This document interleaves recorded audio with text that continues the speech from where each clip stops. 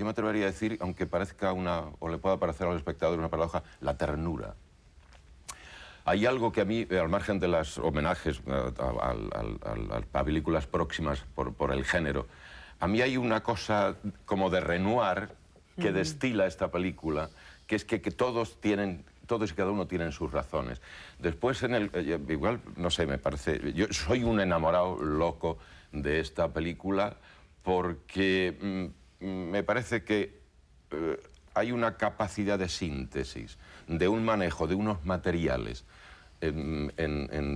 por la inmediatez del acontecimiento, la peripecia a nivel personal y la trascendencia que se hace de esto utilizando unos elementos cinematográficos de primerísima calidad sin que en ningún momento aparezca el menor asomo doctrinal o de trascendencia o de querer pontificar lo más mínimo.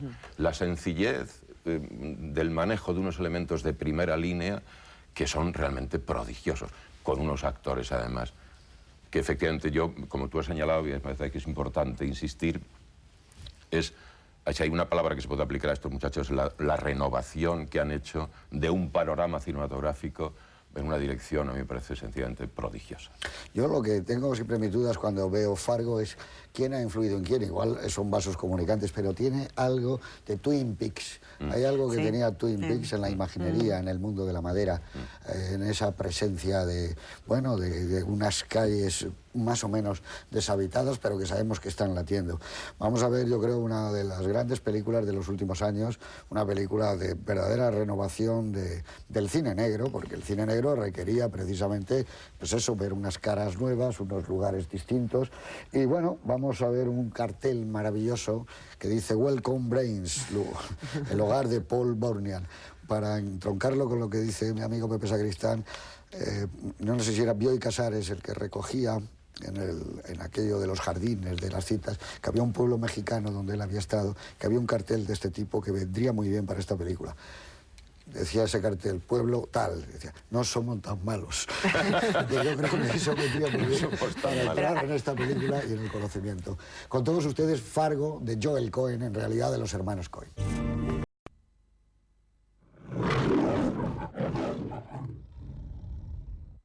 Bueno, aquí estamos, de vuelta de Fargo, y estábamos comentando mientras veíamos la película que estábamos en unas situaciones climatológicas parecidas, por estas cosas del aire acondicionado. Que ven los espectadores no son nervios, estamos en pleno verano, pero aquí en los estudios, con lo difícil que es controlar la refrigeración, ¿no? Pero sea su gestión, ¿no? Que la película no sea... Pero habéis visto que sí tiene... puede ser eso que dices tú, porque yo me acuerdo cuando vi Lawrence de Arabia, que y tenías era calor. invierno, y la gente salía como loca a beber de los grifos de los lavabos o a tomar Coca-Colas en el descanso. Era el desierto que lo tenías en la boca, ¿no? Puede ser. Pero aquí, por ejemplo, no, que la brutalidad que hemos visto, porque al final sí que es una película brutal, pero llevada con mucha suavidad, no es la brutalidad de Tarantino, por ejemplo, es la lucha entre el bien y el mal. En cada personaje hay una autocrítica, por ejemplo, el personaje de Macy, del protagonista, porque Frances McDormand no aparece hasta casi la mitad de la película. Todos equilibran muy bien el protagonismo, todos los personajes. Al final yo creo que todos son protagonistas, incluso el que no habla tiene una parte de muchísimo peso en la película. A mí me parece que el que no habla es el protagonista. Claro, pero todos, y también él, y también ella, y también el que habla demasiado. O sea, lo que decíamos al principio, bueno, pienso está tan yo, bien medido el todo. El universo de los Cohen es un prodigio de sencillez y de simplismo, y al mismo tiempo de una simple y sencilla profundidad. Yo he hecho una lectura de esta película, seguramente será a lo mejor disparatada, pero me parece que hay dos personajes que operan con el mismo principio moral, que es la policía y es el terrible mudo este. Son los profesionales, mientras los demás es un mundo de chapuceros, de pequeños egoísmos, de torpezas, de gritos, de histerias. El indio, por un lado, que es el contacto que facilita al estúpido marido bueno, tan estúpido como el suegro, es egoísta como el otro. Es un mundo de mezquindades, y en medio de todo esto hay dos profesionales, que son la señora, policía, que es la policía, que vive con un señor que tiene sus peces, sus lombrices, sus pájaros, y el otro señor que opera en base a los mismos principios morales. Y fíjate que el final a mí me parece de una profunda ternura, cuando esta mujer le dispara a la pierna a este hombre. Y bueno, y arregló seguido, bueno, le lleva la mirada que hay entre esos dos personajes, que son los protagonistas, de entendimiento total. Claro. Porque mientras ella va diciendo, y el dinero, hay otras cosas que el dinero, hay una, yo creo que una profunda ternura. Ahí hace un día, y ahora estás aquí, le dice, y hace un día espléndido. Claro. Y hay una mirada de comprensión total, de colega a colega. De colega a colega, claro. Pero también hay... pasando además por el leñador verdugo, porque es como la premonición cada vez que aparece esa estatua es el verdugo. Pero yo rescato e insisto en un capítulo que me parece formidable de esta película, que es lo de Renoir, lo de cada uno tiene sus razones. Y sobre todo,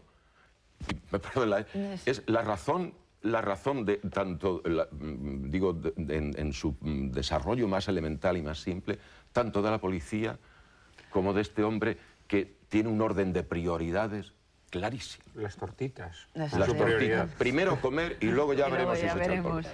Y ahora hay que hablar. ¿Y por qué hay que hablar? Su prioridad es el polvo. La prioridad de Starmo son las tortitas. Fíjate que la alusión que tú hacías al plano de la mujer con la capucha, que es una metáfora preciosa, también. Esta pobre criatura que sale de la ducha, final, no ve esta pobre no ve lo que ocurra jamás. A Hitchcock también, con la cortina. Sí, con la cortina de la ducha. Ahora ya cuadros de estos tipos Madrid, ¿no? Y que los cuadros son reales, son de artistas reales que, por cierto, son amigos de los Coen. Pero hay esa ternura, pero también está el fatalismo.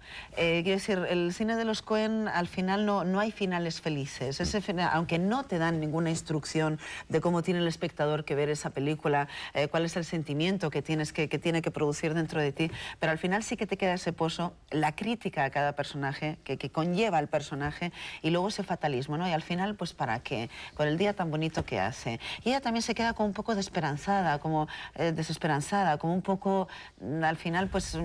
Claro, triste, en esa armonía familiar, porque se sostiene el personaje de ella, de Margie, se sostiene al final en Norm, pues el Norm se levanta a hacer las tortillas, esa vida feliz, sencilla, sin mayor, del paleto al final, ¿no? Que es el personaje sobre todo que más les puede atraer a los Coen de todas sus películas, es lo que... Pues, pero luego transmiten eso que tenían los grandes del cine americano, que hay... De los 40, 50, ¿no? Decíamos que es fría, ¿no? Sí. Pero ese matrimonio en la cama cuando ella notas que es tibio. Claro, está calentito. Claro, ellos sabes lo que decían. La se levanta, eso se transmite. Tenían una teoría entre los dos, la pareja del matrimonio de Margie, ellos tenían una teoría, y es que los dos eran policías. Entonces, en un pueblo tan pequeño, nada más puede prosperar uno de los dos, con lo cual, como ella es más lista, ella es la que llega a jefa de policía, y entonces el otro se dedica a la mayor felicidad del mundo, que es pintar y a ganar ese concurso de sellos. Entonces, entre ellos, entre los dos actores, ellos van reconstruyendo al final la historia que los Coen no les han contado de dónde vienen esos dos personajes. Es decir, que se metieron tantísimo en la historia, tantísimo al final en ese mundo cerrado, incluso pues claustrofóbico en algunos momentos, porque los personajes no viajan más allá del pueblo a las dos ciudades, de las dos ciudades al pueblo, y todos esos itinerarios pues son al final presagio. Otra necesidad básica del mal. Que sirve para componer a estos personajes es la comida. ¿Os habéis fijado cómo comen? La comida de los trayectos. Cuando la llaman de noche, le prepara los huevos. Luego en ese buffet se ponen hasta arriba los platos. Sí, y luego... Y cuando viaja a la ciudad le pregunta a su compañero por teléfono que dónde se puede comer en un y cuando ve el cadáver es vamos a comer que tengo otra vez hambre, viendo cadáveres. Es una cosa verdaderamente... Bueno, yo creo que lo que retrata aquí los hermanos Coen son dos personas que han optado por la felicidad doméstica. Doméstica, ¿no? La sencillez de la vida en un pueblo. Básicas. Claro. Es muy enternecedor, efectivamente, cuando ella vuelve a casa después de solucionar este caso y él le dice que lo ha visto en la tele, ¿no? Y ella por un momento se supone que piensa que ha visto todo lo que ha hecho, ¿no? Y cuando le cuenta lo del concurso de sellos, pues ella lo acepta con... Y encima le dice, no, el tuyo era el mejor y además el de los 3 centavos es el que más se utiliza cuando suben las tarifas en correos. O sea, es maravilloso el apoyo de uno uno a otro. De mirada de ternura hacia todo el mundo. Sí, sí. Porque la película tiene eso. Dentro de un humor terrible, porque la Hombre, película tiene hay mucha socarronería gracia. también, Claro, hay y es- socarronería. Es que la brutalidad ahí al final, aunque no se vea sangre, no se vea tal, te recuerda un poco a Tarantino, creo, y esa crueldad sin las barbaridades pues, de sangre y el derroche No hay el regodeo, yo creo que hay en regodeo. Tarantino. No, yo creo que hay una Aquí- diferencia Claro, aquí es un sustancial. Yo baile, es una prefiero- suavidad, me quedo es un- con No, mucho Tarantino es más inmediato todo. Sí, sí, Esto no, está no. como tiene un punto de reflexión cada vez que tú ves una escena. A mí me parece que